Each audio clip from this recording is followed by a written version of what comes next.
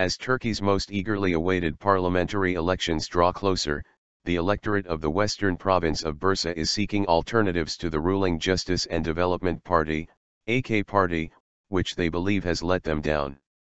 Bursa, the first major and second overall capital of the Ottoman state during the 15th century, has traditionally been a hub of multiculturalism, trade, and diverse religious associations. However, more recently the people of Bursa have felt disenchanted with the governance of the province and the country as a whole, and are looking for political alternatives to the AK Party, namely the Republican People's Party, CHP, and the Nationalist Movement Party, MHP, both of which claim to have an increasingly growing supporter base in the city once seen an AK Party stronghold. Bursa, the fourth most populous city in Turkey and one of the country's most industrialized metropolises, is home to Turkey's ailing sub-industry, producing spare parts for large automotive firms. Bursa is also host to the Turkish factories of large car companies such as Oyak Renault and Ford Otosan. A recent strike at Oyak Renault, which started on May 21, crippled the single largest private sector source of income for thousands of residents of the historic city. The strike began when Renault laborers demanded an increase in salaries. The Renault workers set off a chain reaction of strikes at automotive plants, mostly in the industry's heart of Bursa, spreading to Ford Otosan where large numbers of workers walked off the job demanding pay increases. Previously, workers at auto parts manufacturer Mako and Tofaş were among the establishments where the strikes had ended, with laborers receiving improved terms. A taxi driver by the name of Hassan said he felt the strike was fair and necessary. "My cousin works at Bosch, and they received, 2 years ago, the increase the Renault workers are demanding today. It's a disgrace." Production at the Oyak Renault plant resumed at 8 a.m. on Wednesday after a deal was struck with the car manufacturer the previous night. Renault workers had previously rejected concessions made by the firm on May 24.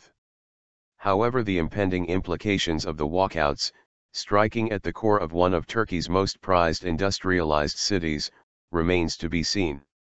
Göksel Gül, a silk merchant running a shop in the Kozahan, a souk in Bursa's prestigious and historic Ulu Cami district, said the strikes had affected business over the last 2 weeks. Gül, a self-professed supporter of the AK Party, said he saw no alternative to the AK Party and that there had been relative stability with this government over the past 13 years.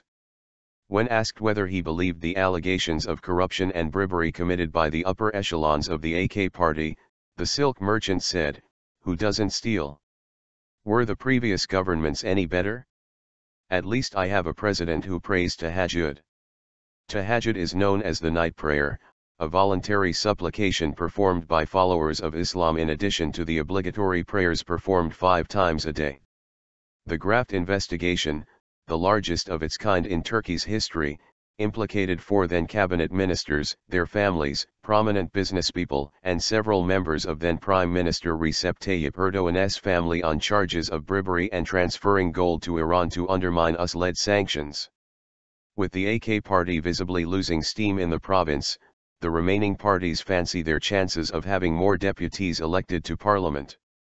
With many residents of the province claiming that especially the CHP rally attracted twice as many people as AK Party, with many MHP supporters claiming a similar achievement.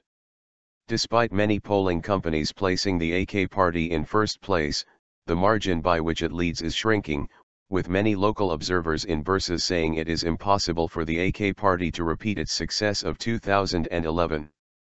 In the 2011 general election, the AK Party won 52.9% of the popular vote in Bursa, which in turn translated into 11 seats in parliament, with party spokesman turned rebel Deputy Prime Minister Bülent Arın heading the list.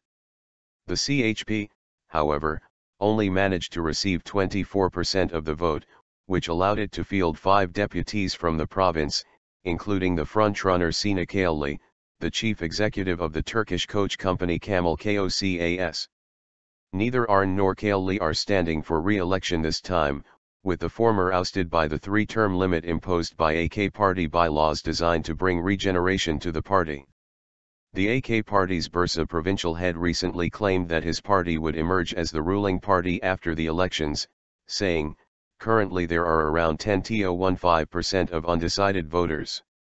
In the last elections 2014 municipal elections this figure was 5%.